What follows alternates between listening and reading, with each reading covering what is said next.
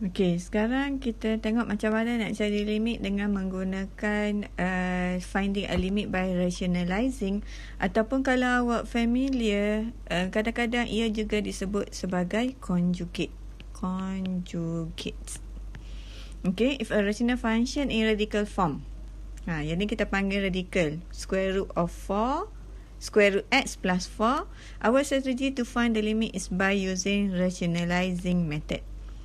Okay, this means multiply the numerator and denominator by the conjugate of the numerator or denominator. For example, if square root of x plus 4, then the conjugate is square root of x minus 4. Okay, tanpa lama masa kita tengok example 1.13. Okay, kita ada limit of x minus 1 divide with square root of x minus 1. Ingat, langkah pertama adalah kita gantikan x dengan 1. So 1 tolak 1 bahagi square root 1 of minus 1. So kita dapat 0 over 0. Okay, in this case denominator has a radical term, so we need to multiply the numerator and denominator by the conjugate of denominator. Okay, jadi 0 conjugate-nya kita ada negatif square root x minus 1, then the conjugate is, awak tahu kan apa tu conjugate? Maksudnya pelengkapnya adalah tambah 1. Jadi apa yang kita buat adalah limit of x when x approach to 1. Okay, so numerator darabkan dengan conjugate, dan denominator juga kita darabkan dengan conjugate.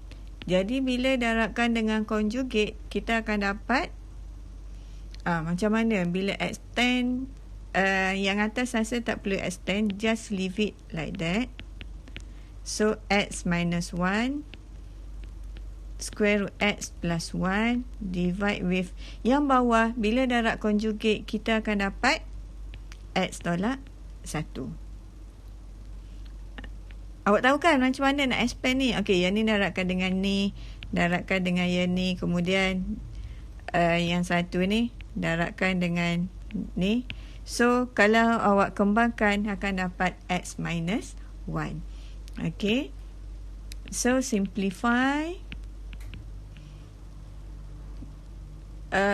bukan simplify, yang ni kita boleh cancel out. Jadi cuma tinggal square root x plus 1. Okey, jadi dah dapat macam ni, kita terus gantikan x dengan 1. So punca kuasa 1 tambah 1, kita akan dapat 2. Kemudian kita teruskan dengan example seterusnya. Okey, so yang ni perhatikan. So langkah pertama, remember that you have to substitute x dengan 0. So square root 0 plus 1, 0 plus 2, 2 minus square root 2 divide with x kita adalah 0. So kita akan dapat 0 over 0. For this case, disebabkan dalam bentuk square root, jadi kita kena multiply with the conjugate. Apakah conjugate bagi yang ni? Square root x plus 2 minus square root 2. Jadi ingat, conjugate adalah pelengkap. So kat sini adalah tolak kan. So the conjugate is square root x plus 2. Okay, minus ni dia akan jadi plus square root 2. Okay, kemudian salin balik to evaluate x. Okay, so akan dapat x plus 2 minus, okay, multiply with square root x plus 2 plus square root 2 over, yang bawah pun kita kena darabkan dengan, ingat yang ni kita punya conjugate, so letak je lah semua sekali. Square root x plus 2 plus square root 2. Okay, Next, biasanya yang darab conjugate ni yang kita akan kembangkan. So, bila kembangkan limit x approach to 0, bila kembangkan kita akan dapat cara mudah sebenarnya saya suka tulis macam ni. Square root x plus 2 kuasa 2 tolak dengan square root kuasa 2. Dia akan jadi macam tu. So, daripada sini kita tahu square root x plus 2 kuasa 2 akan tinggal x tambah 2 je lah kan. X tambah 2, yang ni tolak 2 bahagi yang bawah kita buat macam tu je lah. X tambah 2 tambah, ni saya asyik tak penuh je saya punya, macam tu, tambah set 2. Next, boleh simplify lagi tak? Perhatikan kat sini, bila 2 tolak 2 habiskan. Kat atas cuma ada x sahaja. So, this one cancel out. Yang atas cuma tinggal x. So, x boleh cancel.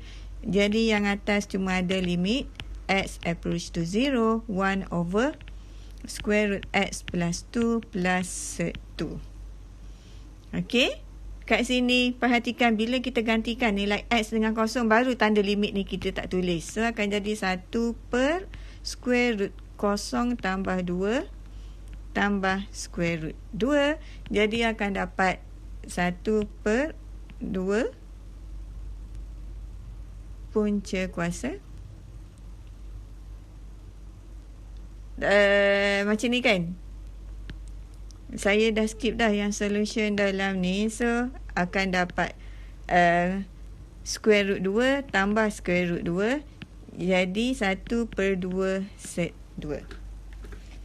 Jadi, kemudian saya nak buat selesaikan yang exercise 1.4 and then submit to the Google Classroom. Thank you.